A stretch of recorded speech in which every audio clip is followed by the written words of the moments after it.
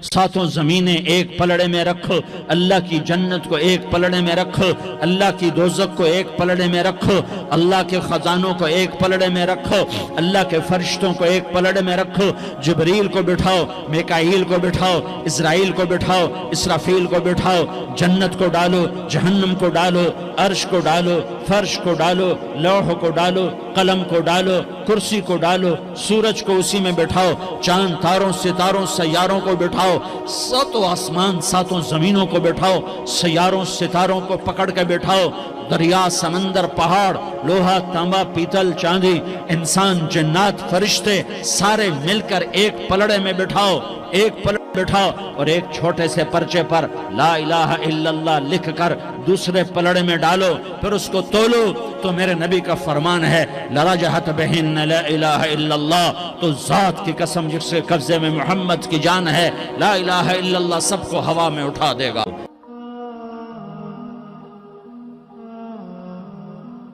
یہ جس معاشرے میں ظلم پھیل چکا ہو اس معاشرے کا زندہ رہنا بھی ایک معجزہ ہے۔ حضرت علی کا فرمان ہے نظام کفر کے ساتھ چلتا ہے، ظلم کے ساتھ نہیں چلتا۔ جب معاشرے میں ظلم پھیل جاتا ہے تو اللہ تعالیٰ اس معاشرے سے نظریں ہٹا لیتا ہے اور وہ معاشرہ حقیر ذلیل فقیر ہو جاتا ہے۔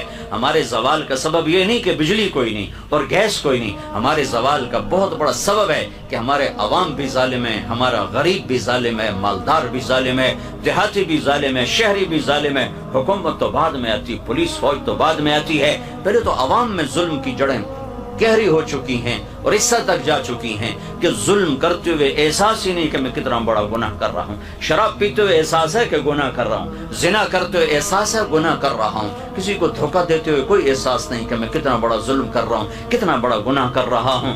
تین چیزیں ایسی ہیں جو معاشرے کو زیرو کر دیتی ہیں، تباہ کر دیتی ہیں، صفحہ ہستی سے مٹا دیتی ہیں، اور وہ تینوں میرے دیس میں موجود ہیں۔ میں حکمرانوں کو رونا کیا روں اور میں محکموں کا رونا کیا روں، میرا تو ریڑھی والا بھی اس کا شکار ہے۔ ایک ظلم ظلم جس معاشرے میں ہوتا ہے وہ معاشرہ زندہ رہنے کا حق کھو دیتا ہے۔ ایک جھوٹ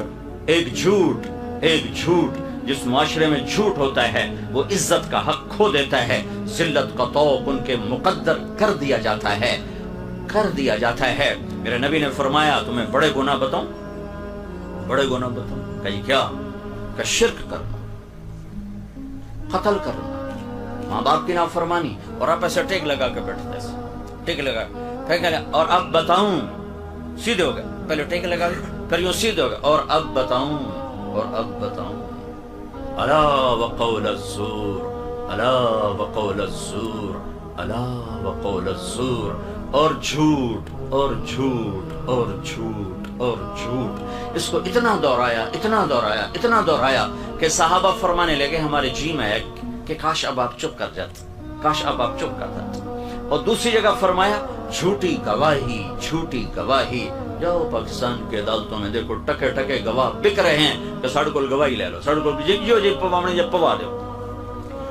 تو ایک ظالم معاشرہ سر اٹھا کے زندہ نہیں رہ سکتا، پست ہونا ہی مقدر ہے۔